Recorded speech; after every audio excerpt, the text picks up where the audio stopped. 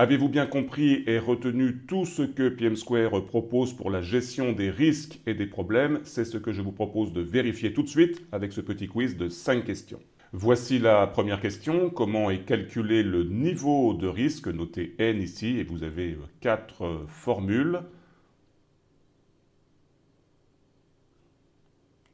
Voici la bonne réponse. Effectivement, le niveau de risque est bien le produit de la probabilité et de l'impact. C'est ce que vous retrouvez dans l'annexe B8 du guide, avec ici ce tableau qui décrit la structure du registre des risques avec le calcul du niveau de risque. Deuxième question, quel document complète le registre des risques? Vous avez 4 propositions au sujet du registre des risques. Donc effectivement, c'est trivial, il s'agit bien de la matrice probabilité-impact des risques et vous avez ici la justification dans l'annexe C4 qui vous présente donc la matrice probabilité-impact des risques qui est conçue comme un outil pour compléter le registre des risques. Troisième question, quelle est la définition d'un risque parmi les 4 propositions que vous avez sur le tableau?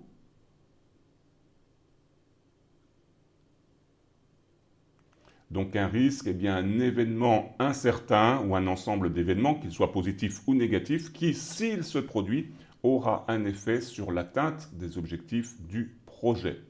Et vous trouvez cette définition dans le glossaire.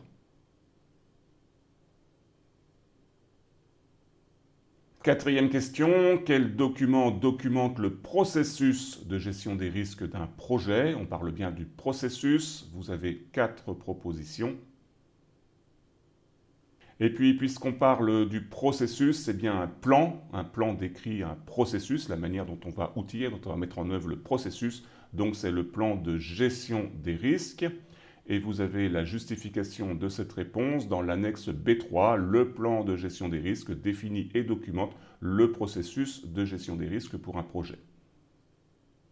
Cinquième question, quel document PM Square sert à documenter l'identification, l'évaluation et l'attribution des problèmes à retracer et toutes les décisions clés et les mesures prévues pour un projet particulier?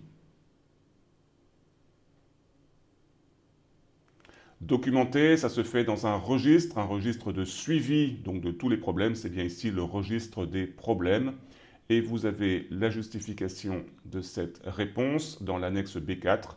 Un registre des problèmes sert à documenter l'identification, l'évaluation et l'attribution des problèmes et à retracer toutes les décisions clés et les mesures prévues pour le projet. J'espère que vous avez les 5 bonnes réponses à ce petit quiz. Sinon, bien sûr, n'hésitez pas à revoir toutes les vidéos au sujet de la gestion des risques, des problèmes et des décisions.